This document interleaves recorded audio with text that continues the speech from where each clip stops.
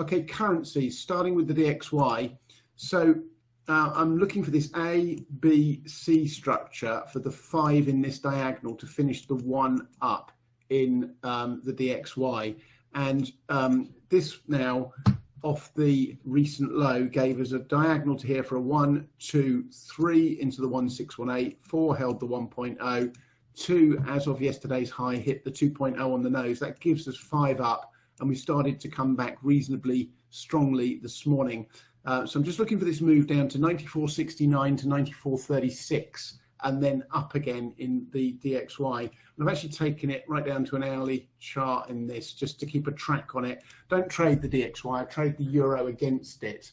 And what I'm looking for in the euro, this 1 down has been extending and extending. I was looking for confirmation of a bottom. And, you know, unless you get a corresponding top in the DXY, you're not going to get a bottom in the euro. The euro makes up 68% by weighting of the DXY basket. So, you know, they are always going to be a mirror image of each other.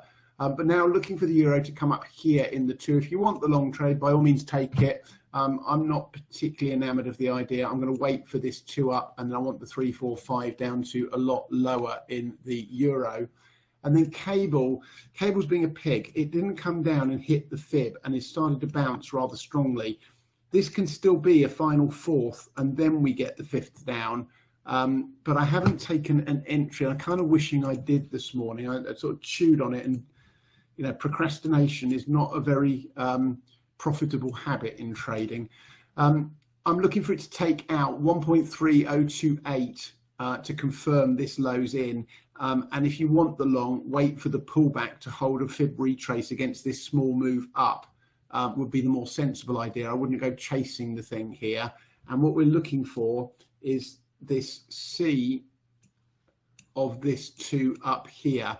And in correctives, I prefer to play the C wave than to play all of it in the currencies. There's the A wave, and you can see you're never sure when the bottom's in until it's probably too late to trade the thing.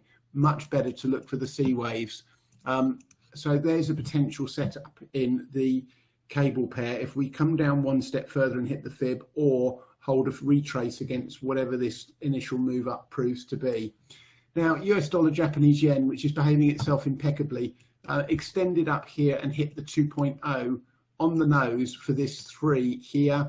I'm looking for it to come down. I think the ideal level is 113.25, and I'm pretty tempted to add back what I took off the other day there, because having come up to the 2.0 for this, I think we're going to extend into this box, and the likely target 116.76. So, you know, that's another 350 pip addition to the 300 plus pips we made before. I've still got a quarter of the long position in any event, and I'm going to add a chunk back somewhere in here. I'll post the usual alerts as and when I do, but that's what I'm looking for in the US dollar, Japanese yen pair. Australian dollar, I mean, this thing's frustrating beyond belief. It's come down and taken out the recent low. This is the daily chart. The fib that I've got left is here, the 886 back, and this is off the much bigger weekly time frames, which I posted with the update this morning. Watch 69.95 and below that 69.69. If we can get a bounce off there, it may be worth a speculative long if we hit and bounce, if you can get a nice tight stop and entry. Otherwise, 5 up, 3 back again. And if it takes out that last low at 68.31, then we are into a whole different scenario altogether. So caution with this.